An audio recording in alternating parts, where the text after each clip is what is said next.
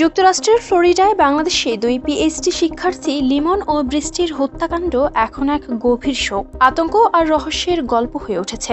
প্রতিটি নতুন তথ্য যেন এই ঘটনার ভয়াবহতা আরও স্পষ্ট করে তুলছে, আর একই সঙ্গে প্রশ্ন বাড়াচ্ছে কিভাবে এমন নৃশংস পরিণতি হলো 2 মেধাবী শিক্ষার্থীর জীবনের।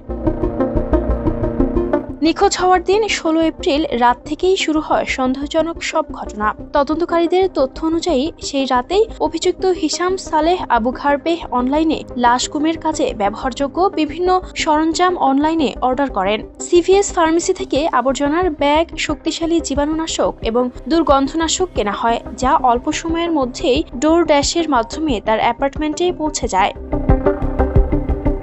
এই ঘটনাগুলো তদন্তকারীদের কাছে স্পষ্ট ইঙ্গিত দেয় যে এটি কোনো তাৎক্ষণিক ঝগড়া বা দুর্ঘটনা নয়, বরং পূর্ব পরিকল্পিত কিছু হতে পারে। একই রাতে তাকে একটি চাকাওয়ালা ট্রলি ব্যবহার করে নিজের কক্ষ থেকে কিছু বাক্স বের করে অ্যাপার্টমেন্টের ময়লার স্থানে নিয়ে যেতে দেখা যায়। এই দৃশ্যটি পরবর্তী তদন্তের জন্য অত্যন্ত গুরুত্বপূর্ণ হয়ে ওঠে।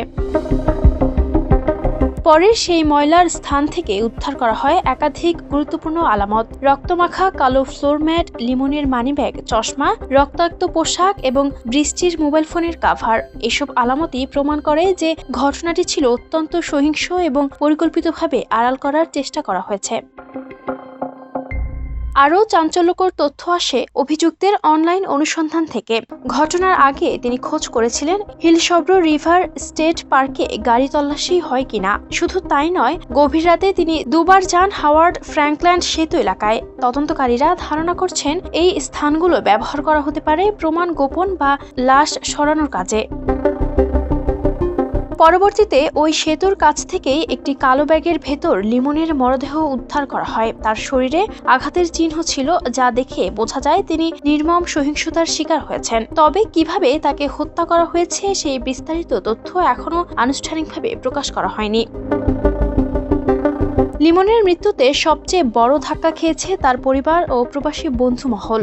একজন মেধাবী তরুণের এমন পরিণতি যেন কেউ মেনে নিতে পারছেন না। বাংলাদেশ দূতাবাস জানিয়েছে, সব প্রক্রিয়া সম্পন্ন হলে আগামী 4 মে সকালে লিমনের মরদেহ ঢাকায় পৌঁছাবে। এরপর পরিবারের সিদ্ধান্ত অনুযায়ী তাকে দাফন করা হবে। দেশে তার স্বজনরা শেষবারের মতো তাকে দেখার অপেক্ষায় আছেন, যা এক গভীর বেদনার মুহূর্ত হয়ে উঠবে। অন্যদিকে এই ঘটনার সবচেয়ে বেদনাদায়ক ও রহস্যময় দিক হলো নাহিদা সুলতানা বৃষ্টির এখনও সন্ধান মেলেনি। তিনি একই দিনে নিখোঁজ হন, কিন্তু এখনও তার মরদেহ উদ্ধার বা শনাক্ত করা যায়নি। এতে করে তার পরিবার ও বন্ধুদের উদ্বেগ আরও তীব্র হয়ে উঠেছে। তদন্তকারীরা বিভিন্ন স্থানে অনুসন্ধান চালাচ্ছেন এবং ধারণা করছেন তাকে হত্যা করার পর দেহ গোপন করার চেষ্টা করা হয়েছে। তবে এখনও নিশ্চিত কোনো তথ্য প্রকাশ করা হয়নি।